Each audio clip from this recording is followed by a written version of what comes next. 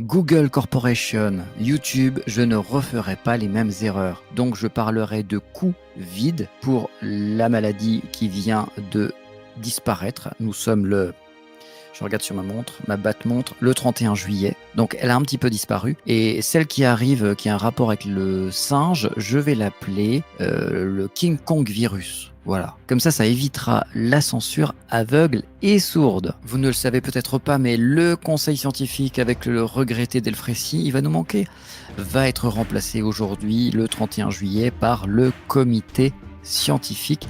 Selon les mots du ministre de la Santé, le nouveau Mr. Brown, ce sera un conseil commando, l'élite de l'élite. Ça fait peur, hein. Ils vont être super spécialisés, des spécialistes de spécialités, de maladies qu'ils ne connaissent pas, et ils vont également prendre des décisions de la même manière que l'ancien conseil scientifique qui était vraiment l'élite, mais là c'est l'élite de l'élite.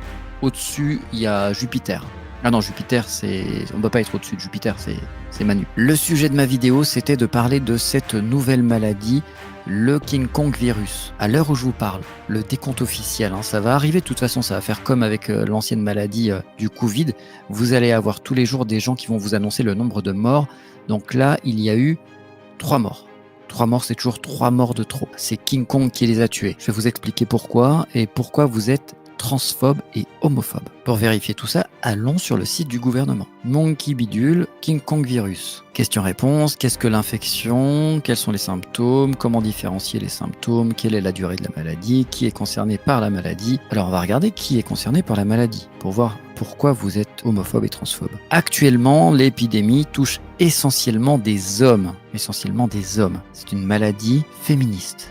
C'est une maladie qui déteste les hommes. En particulier des hommes ayant des rapports sexuels avec des hommes, multipartenaires. C'est des gens qui aiment les risques, tu vois, c'est pas un partenaire. Ça fait pas penser au VIH. Enfin, moi je dis ça, c'est un exemple. Mais quand je dis ça, c'est de l'homophobie, ou de la transphobie, ou de la biphobie. Toutefois, le risque de contracter le virus de King Kong ne se limite pas aux hommes ayant des rapports sexuels avec des hommes. Ça se limite pas, mais c'est quand même le principal, d'après ce qui est inscrit sur ce site.